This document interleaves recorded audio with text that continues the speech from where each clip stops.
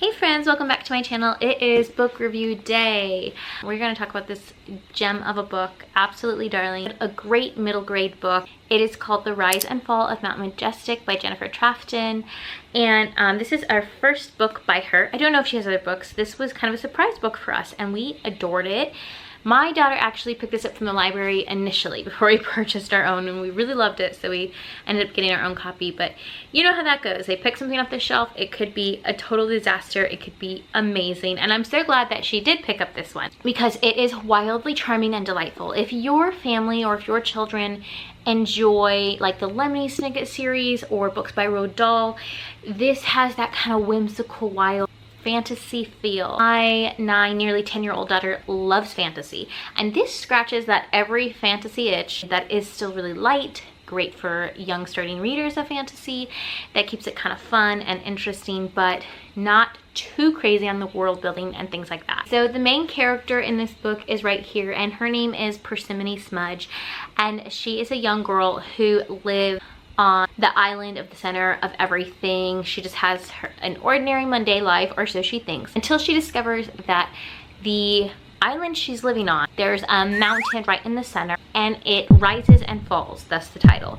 because underneath this mountain is a sleeping giant. And so she has to go on this adventure because he cannot be awoken. This is such a bright and funny fantasy read, especially for young girls. I think most kids would enjoy it if they enjoy the light, funny, fantasy kind of feels, and also great to do as a read aloud if you do have younger children, in addition to some of those older readers. The other thing we really enjoyed about this book is that the side characters are quirky, they are goofy, they're downright dramatic, and really, how can they not be? You have a character in here named Wervel the Worrier, Rumplebump, which you'll learn what that is, named Gwafnagel, and then you have like King Lucas the Lofty, and just really fun and interesting side characters. There is wonder and mystery to this little island. It's a fun world to read and discover and get to know. I also think it's a great read for those who are interested in the fantasy genre, but again, young starters, maybe they're not ready for something like The Hobbit or Lord of the Rings, something quite like that. This is a good starter introductory to fantasy that's still really light and whimsical and funny. In all my book reviews, I like to go over treasures, triggers, and teachings, just so that as a mom, I know we do not have time to review every single book that comes across our laps, and so sometimes it is nice to have kind of what to look out for, or something maybe you would need to know if your reader's not ready for it.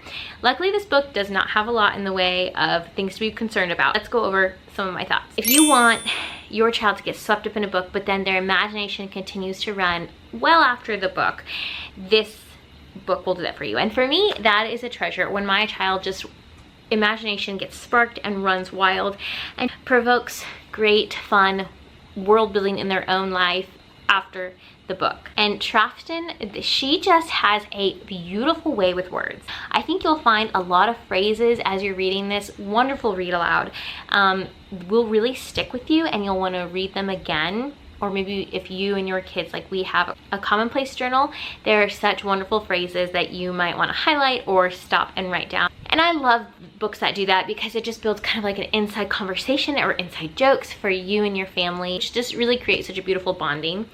I want to read to you one real quick that is just absolutely lovely. It's alive, it's alive. Have you ever seen anything more wonderful and beautiful and marvelous in the whole world? Oh, life is the sunrise, and life is the sea, and life is a game, and life is a pot of tears, and life is a starfish growing its arms back, and now everything is different again. Triggers, warnings, anything you might want to know before you jump into reading this. This book is lovely and very clean, which makes for a good break for your readers if they have read something a little deeper recently. The only thing I could really find worth even mentioning was one scene where a female leaf eater, it's one of a group of peoples in the book, she loses her skirt when someone steps on it. It's briefly mentioned. It is not written in any crude or even humorous way. It's not meant to be a joke or anything. It's just description.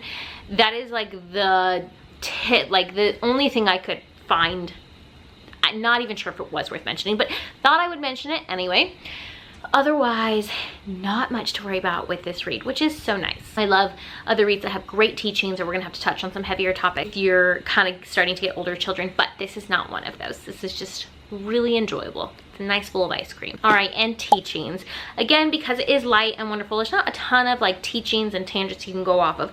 I think it's going to spark the imagination of your children when they're doing their own writing or their own play. However, I will say the characters in here are full of tons of truths. Truths we see in humans all the time. You have Wervel the Worrier.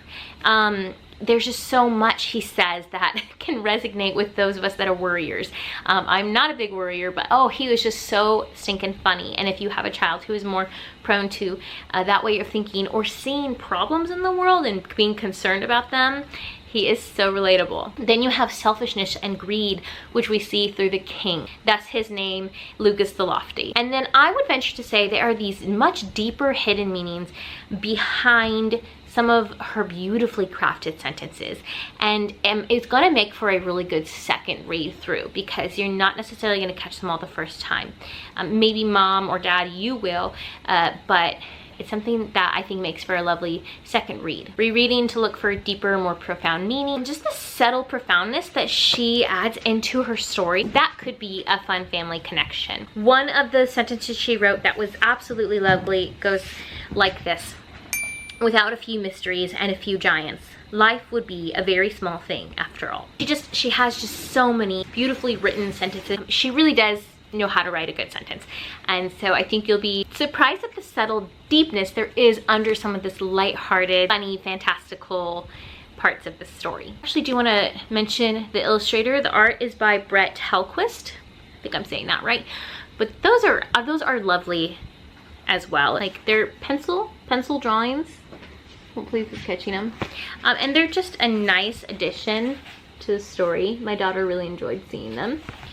This one's a read aloud I did with just my daughter. I'm gonna actually bring her in now and let her tell you what she thinks.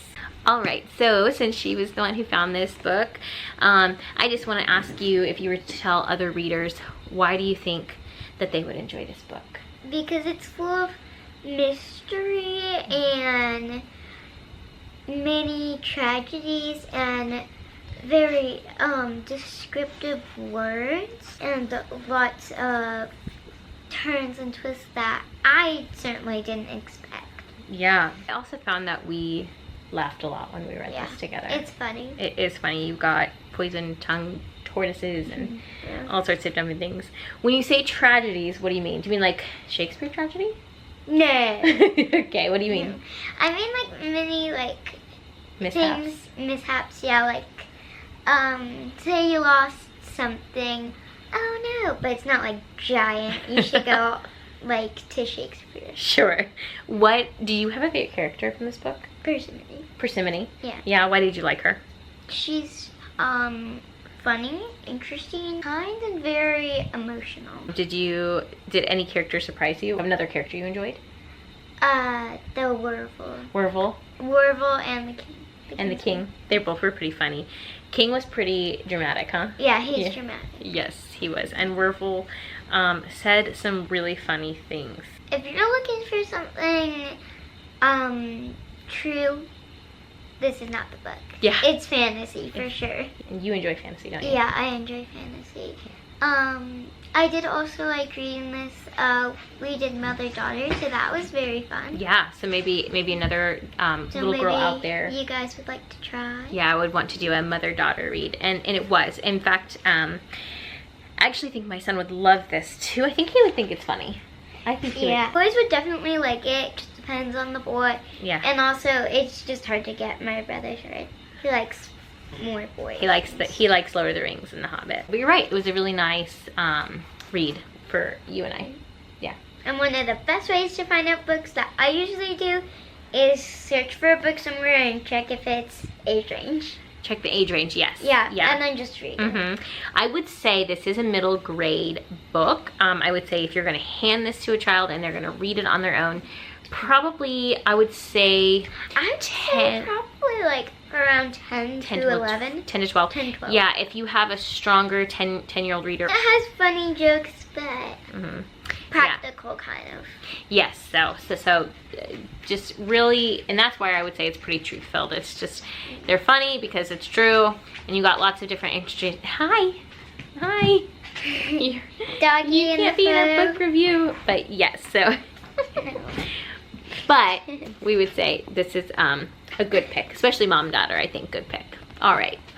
Bye. Bye.